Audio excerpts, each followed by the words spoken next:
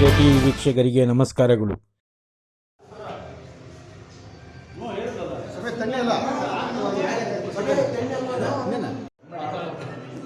ಇಂದು ಕೋಲಾರ ತಾಲೂಕು ವೇಮೂಲ ಗ್ರಾಮದಲ್ಲಿ ಶ್ರೀ ದ್ರೌಪದಮ್ಮ ಜಯಂತಿಯನ್ನು 49ನೇ ವರ್ಷದ ಒಂದು ದ್ರೌಪದಮ್ಮ ಜಯಂತಿಯನ್ನು ಆಚರಣೆ ಮಾಡ್ತಾಯಿದ್ದೀವಿ.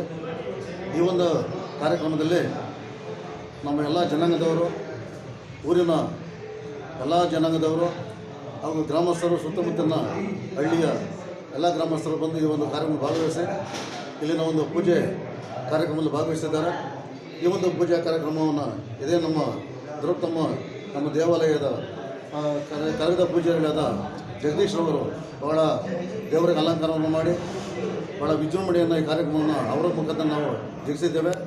ಇಂಥ ಒಂದು ಕಾರ್ಯಕ್ರಮದಲ್ಲಿ ಇದೇ ನಮ್ಮ ಜನಾಂಗದ ಕುಲದ ಗೌಡರು ಮತ್ತು ನಮ್ಮ ಚಿಕ್ಕಮನೆಯಪ್ಪನವರು ಹಾಗೂ ನಮ್ಮ ಯಜಮಾನರು ಅಶ್ವತ್ಥವರು ಹಾಗೂ ಅಧ್ಯಕ್ಷರಾದ ವಿ ಎನ್ ರಾಜೇಂದ್ರ ಪ್ರಸಾದ್ ಅವರು ಹಾಗೂ ಉಪಾಧ್ಯಕ್ಷರಾದ ಕೃಷ್ಣಪ್ಪನವರು ಮತ್ತು ನಮ್ಮ ಖಜಾಂಚಿಗಳಾದ ರಾಜಗೋಪಾಲ್ರವರು ಹಾಗೂ ಎಲ್ಲರೂ ಈ ಒಂದು ಕಾರ್ಯಕ್ರಮ, ಆಮೇಲೆ ನಮ್ಮ ಒಂದು ಸುಬ್ರಹ್ಮಣ್ಯರವರು ಸಹ ಈ ಕಾರ್ಯಕ್ರಮದಲ್ಲಿ ಭಾಗವಹಿಸಿದ್ದಾರೆ. ಈ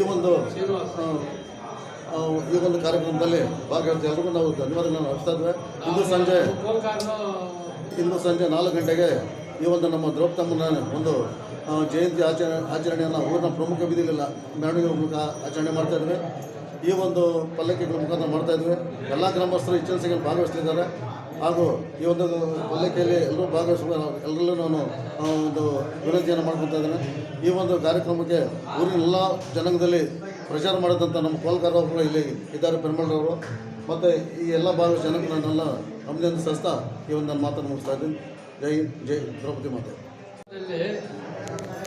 ಧರ್ಮರಾಯ ದೇವಸ್ಥಾನ ಸುಮಾರು 49ನೇ ವರ್ಷದಿಂದ ಕಟ್ಟಿ ವರ್ಷನೂ ದ್ರೌಪದಿ ಅಯ್ಯಮ್ಮನು ಹುಟ್ಟಿದ್ದು ಜನ್ಮ ದಿನಾಂಕ ನಿಂಕ ನಾವು 49 ವರ್ಷನಿಂಕ ಮಾಡ್ಕೊಂಡು ಬರ್ತಾ ಇದ್ದೀವಿ.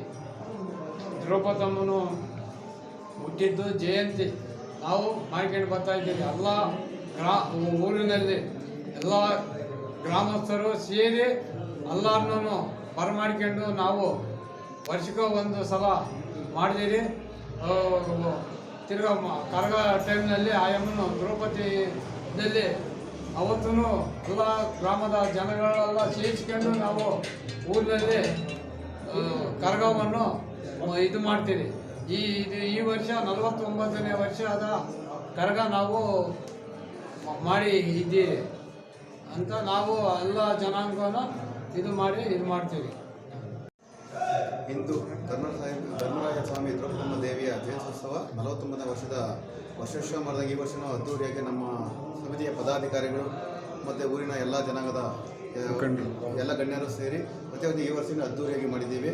ಎಲ್ಲ ಪೂಜಾ ಕಾರ್ಯಕ್ರಮದಲ್ಲಿ ಭಾಗವಹಿಸಿದ ಎಲ್ಲರಿಗೂ ನಮ್ಮ ಸಮಿತಿಯಿಂದ ಧನ್ಯವಾದಗಳು. ಇದೇ ಸಂಜೆ 6 ಗಂಟೆಗೆ ದೇವಿಯ ಪಲ್ಲಕ್ಕಿ ಉತ್ಸವ ಇರ್ತದೆ. ಆ ಪಲ್ಲಕ್ಕಿಯಲ್ಲಿನ ಊರಿನ ಎಲ್ಲ ಭಕ್ತಾದಿಗಳು ಹೆಚ್ಚಾಗಿ ಪಾಲ್ಗೊಂಡು ಕಾರ್ಯಕ್ರಮವನ್ನು ಯಶಸ್ವಿಗೊಳಿಸಲು ಕೋರುತ್ತಿದ್ದೇನೆ.